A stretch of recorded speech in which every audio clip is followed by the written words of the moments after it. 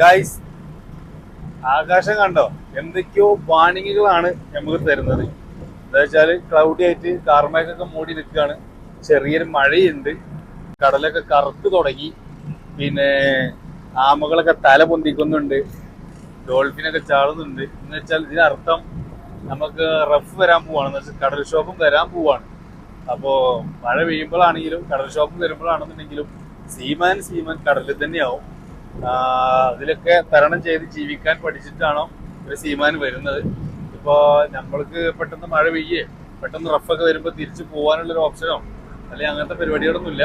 എന്താണെന്നുണ്ടെങ്കിലും നമ്മളത് നേരിടുക. ഇപ്പൊ കടലിൽ വർക്ക് ചെയ്യുമ്പോൾ എപ്പോഴും കടലിൽ വർക്ക് ചെയ്യുന്നതിന് ഇച്ചിരി ചങ്കൂറ്റം വേണമെന്ന് പറയുന്നത് ഇതിനൊക്കെ തന്നെയാണ്. ഇപ്പൊ കടലില് നോക്കിയാൽ തന്നെ മനസ്സിലാവേണ്ട കറുത്ത കളറായി, ആകാശമൊക്കെ മൊത്തം കാർമേഘം മൂടി. അപ്പൊ ഇങ്ങനെയൊക്കെയാണ് നമ്മുടെ ജീവിതം. Okay, by.